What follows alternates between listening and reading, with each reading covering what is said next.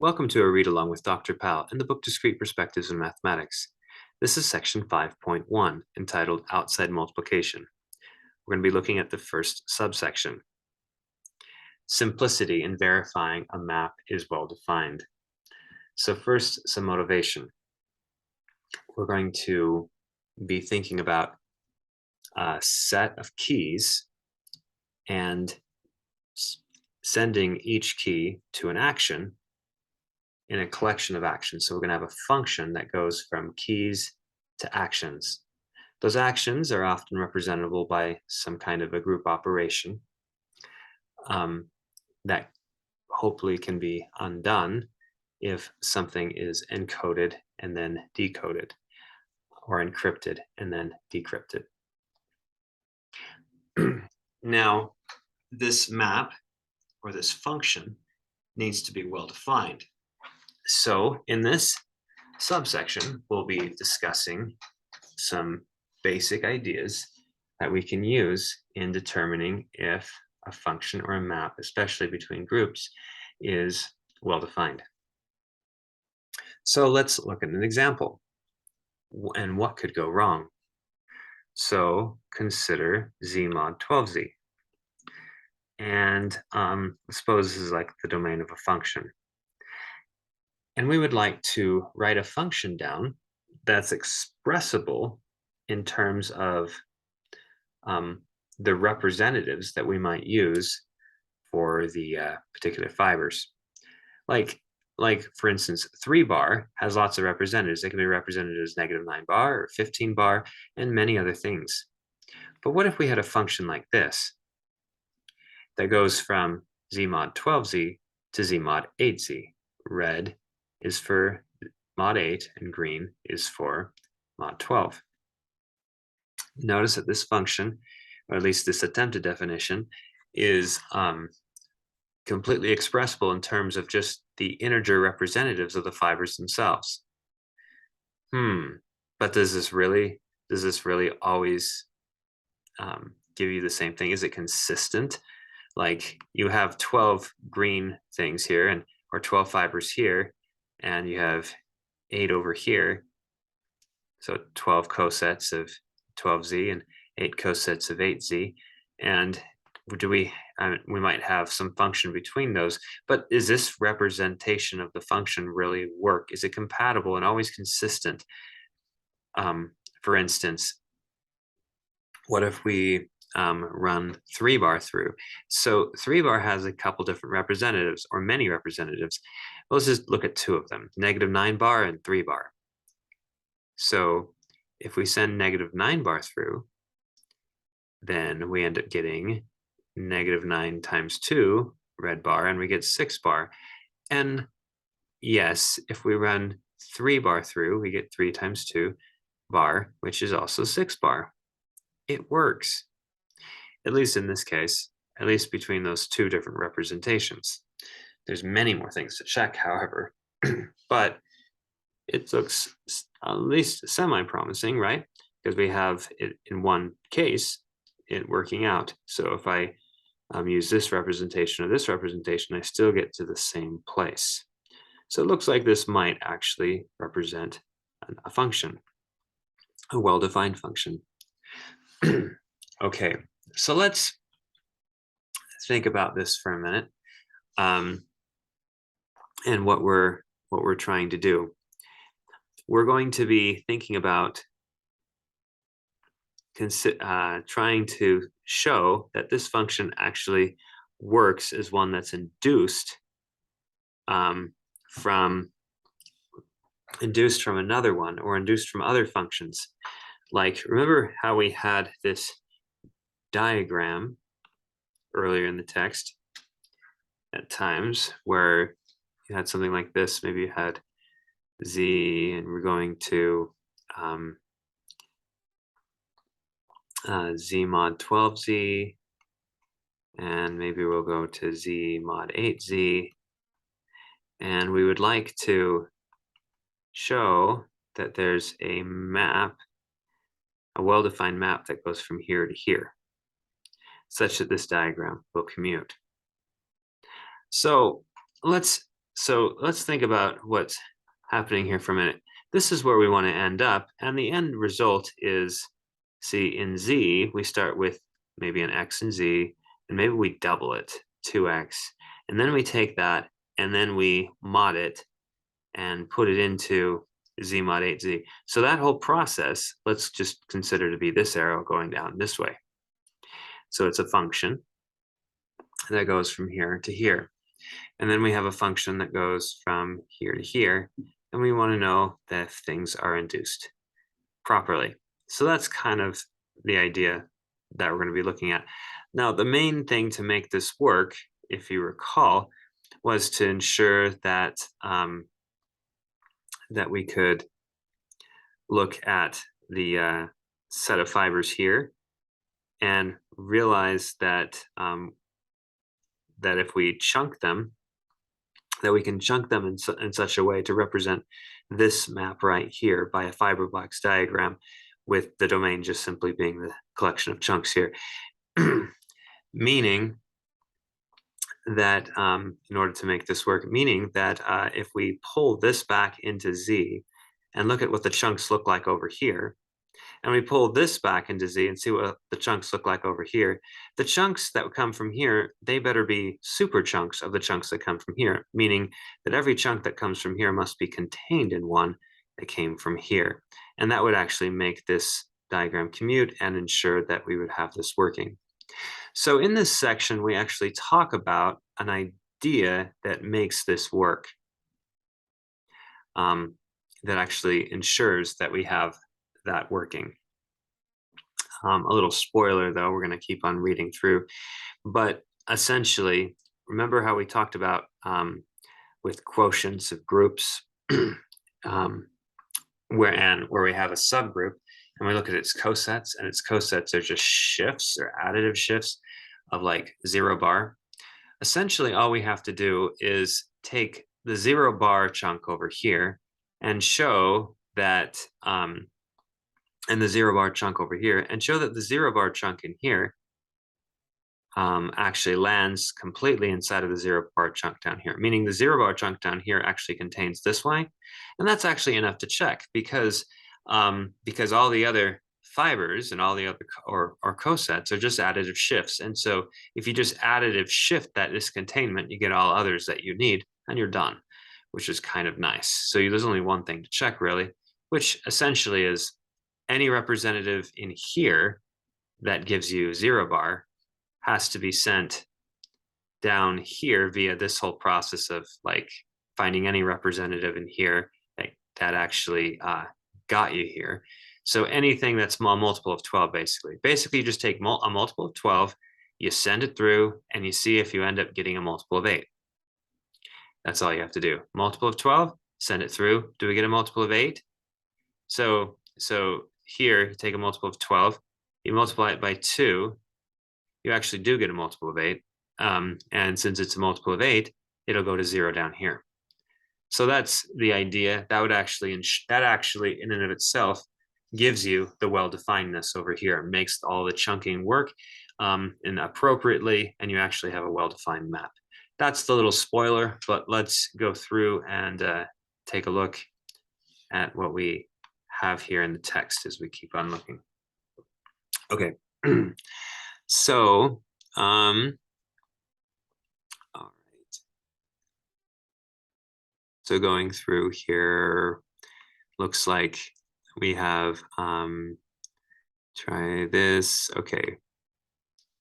All right. So we know that G, so G is a map that goes from Z to Z mod 8Z, and we're defining this one. So kind of like a merge. This is like the skip pattern merge, but before we merge, we're multiplying by 2. It was kind of like the idea we were just showing. So that function that was coming down here, that's essentially what this is doing. It's doing the same basic idea. And as you go through, notice because the red bar can split, we actually get that this whole process of here to here is preserves the operation of addition. That's nice. Okay, next, if we take 0, so just like we said, anything in 0 bar and mod 12, which looks like 12z itself. So g of 12z, where does that go as we go through the process? We end up getting a multiple of 8, which we end up getting 0. Okay, so this means that this chunk right here is inside of this bigger box, just like we wanted. So the mod 12 0 bar is inside of the mod, is inside of the is inside of the pre-image of 0 in Z. When we're coming from mod 8 arithmetic, we take that 0 and we take the pre-image of it, see where it is, and this is a bigger box and completely contains that one. So we know it works for 0. Now we think about additive shifts. Okay, so let's take 1 bar, which is just 1 plus all the elements in 0 bar. So, which is multiples of 12 in Z mod 12 arithmetic. So 1 plus 12z, we go through here and see what happens when we run that through G. Now, what is this? We're putting in a lot of things into G at the same time, right? So that's actually a set, right? It's a whole collection of images where we have G of X, where X is in here. Okay, so that's going to look like this set here. So we just run X through G and we get, let's see, but we're going to say that X itself is 1 plus a multiple of 12. So we're going to represent X generically like this for some J and Z, 1 plus 12J. So we run that. So running it through the function, we get 2 times that generic element of X, which we represented this way, put it under a bar because that's the definition of G. And that's going to be equal to this. Then using properties of the bar, we split it. And notice that this part will, since we're now looking in the red bar, this is 0 bar, right? Because we're working mod 8. So we just get 2 bar, which is just one thing. And that's kind of nice. So we just get one. So we get one thing there out of this. So okay. So this shows that this whole chunk actually is contained in the chunk that's sent to 2 bar.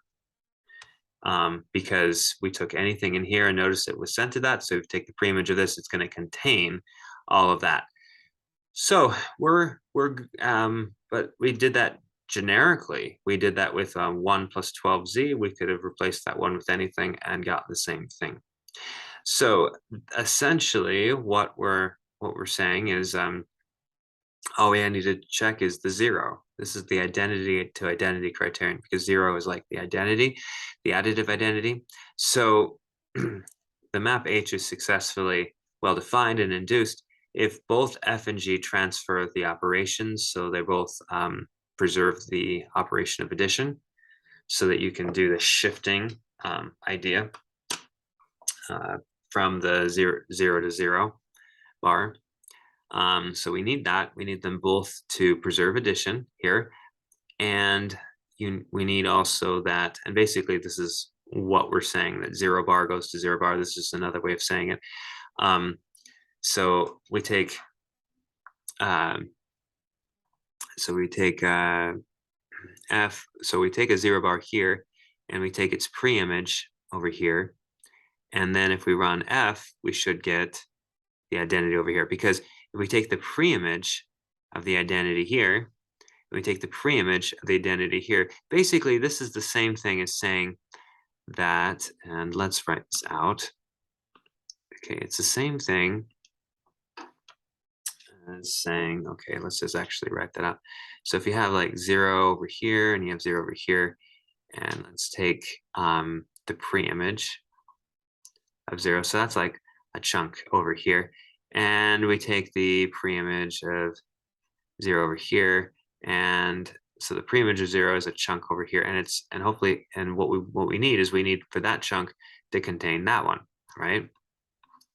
So essentially what we're saying is the preimage of 0, but this 0 comes from P, so maybe I'll use a P, okay, for that 0, and this one comes from S, so maybe I'll use an S for that 0 for that identity. So we need that this guy contains the preimage of the 0 and s. So this is just another way of saying that, because if we run through, so on this side, if we take f of this preimage and we end up getting 0, that must have meant that this thing right here, so yeah, so okay, so we end up getting 0. So if we do this, right, and we end up getting 0, that must have meant that this had to have been in the preimage of 0 because of f itself. Okay, so that this statement must hold if you have this. That's kind of the idea. Okay, so if you have this going on, then you must have this, and this is kind of what we need in order for the map to be induced. All right, enough of that. Okay, so let's go on, and that's kind of the idea. So basically it's just 0 to 0. We just need, if you have 0, so anything that's 0 in here, just make sure it's sent to 0 there, and then and these operations preserve addition, then you have something that's well defined, calling that the identity to identity criterion. Okay, so all right, and we kind of saw that, right? Take a multiple of 12 here, multiply it by 2, it's a multiple of 24, but then multiples of 24 are also multiples of 8, so we're good. Okay, so here's another example. So what if we have mod 24, arithmetic, okay, so z mod 24z to z mod 18z, and this is the map. Notice how it's defined on these representatives. Okay, so let's take the identity of this guy, and which is just multiples of 24. So take multiples of 24 and put it in here, put it in the function. Run multiples of 24 through the function, and we end up getting 24 times 9 times x. And 24 times 9, notice that 24 has a factor of 2 in it. So 2 times 9, 18. So if you say 24 times 9, that's definitely a multiple of 18. So that means that if we run it through, 0 will go to 0 all the time. So multiples of 24 will map to multiples of 18. That's enough, because we know that this idea, notice that if you multiply by 9, multiplication by 9, multiplication distributes over addition, so that preserves addition. But then when you bar it, that also preserves addition. So two maps that preserve addition will preserve addition. So this guy preserves addition here, like, you know, like this one down here, and this guy preserves addition here, like modding. So this modding preserves addition, this modding, and also times 9 preserves addition. So basically, if the modding and the modding with the operation in here is together, preserves addition, which it does, since multiplication preserves addition and modding preserves addition, then and we notice that 0 goes to 0, that's enough. That's all we need. We've met the criterion. So we just need that the operations are preserved, and that we get 0 going to 0, and then we're good. Okay, so let's look at another example. All right. The only way to make an addition preserving map from zmod 5z to zmod 7z is to have x bar going to 0. Why is that? Well, for one thing, 5 and 7 are relatively prime, right? So if we were using multiplication, I mean, like, they're co-prime, they don't share any common factors. Like, you notice here, like 12 and 8 shared a factor of 4, and so we could play off of that. Or this 24 and 18, they shared a factor of 2, and so we could kind of or even, yeah, so we could play off of that as well. But here, let's just think for a minute how this might work, because I mean, we said any addition preserving map, not just one that looked like this, like to 9 times x or 2 times x, but any. Well, the only maps from the integers to z mod nz that preserve addition are actually of that form of something times x. And we can actually see why here, because we have to think, all right, so if we have some kind of map that preserves addition, let's just see, f of 1 is going to be equal to something, whatever it is, some y bar. All right, then guess what f of x is? We're preserving addition, and let's suppose, so this is just equal to f of 1 plus f of 1, so forth, x times, which is equal to, using properties of bar kind of coming back over, y plus y, x times, which is just x times y. Ooh, ooh. So it actually always is that if it preserves addition. So that's the first thing to realize. So it really is one of those cases. So the only way, in order for you to have the image of 0, right? So is you're going to be having to, every time is just to be, you're just going to have to multiply by, because if you take multiples of, so we start with multiples of 5, right? We start with the 0 over here, which is 5z, and we need to multiply that by something to get something in 7z. Well, the only thing to multiply all multiples of 5 by to get multiples, so you're inside of multiples of 7, you're going to have to multiply by a multiple of 7, really. So, so that's pretty much it, because so you're going to be having to send, so basically he's just sending everything to 0. Because the only thing that y has to be a multiple of 7 in order to make that 0 to 0 work. So we're pretty much done. Then we know what our map is. There's only one that goes from here to here that preserves addition. It's the simple dumb map, which just sends everything to 0. I guess that would always work, right? You can always just send everything to 0, and then that criterion would hold as long as you have this operation preservation. All right. Thank you for watching this first little subsection of 5.1.